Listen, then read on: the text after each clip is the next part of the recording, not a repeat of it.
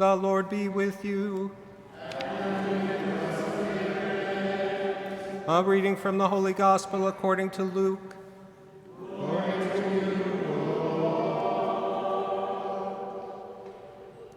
That very day, the first day of the week, 2 of Jesus' disciples were going to a village 7 miles from Jerusalem called Emmaus. And they were conversing about all the things that had occurred. And it happened that while they were conversing and debating, Jesus himself drew near and walked with them, but their eyes were prevented from recognizing him. He asked them, "What are you discussing as you walk along?" They stopped, looking downcast. One of them, named Cleopas, said to him in reply, "Are you the only visitor to Jerusalem who does not know of the things that have taken place in these days?" And he replied to them, "What sort of things?" They said to him, "The things that happened to Jesus the Nazarene, who was a prophet, mighty in deed and word before God and all the people.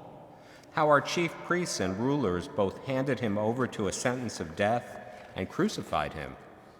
But we were hoping that he would be the one to redeem Israel. And besides all this, it is now the 3rd day since this took place. Some women from our group, however, have astounded us. They were at the tomb early in the morning and did not find his body. They came back and reported that they had indeed seen a vision of angels who announced that he was alive. Then some of those with us went to the tomb and found things just as the women had described, but him they did not see." And he said to them, "Oh, how foolish you are, how slow of heart to believe all that the prophets spoke.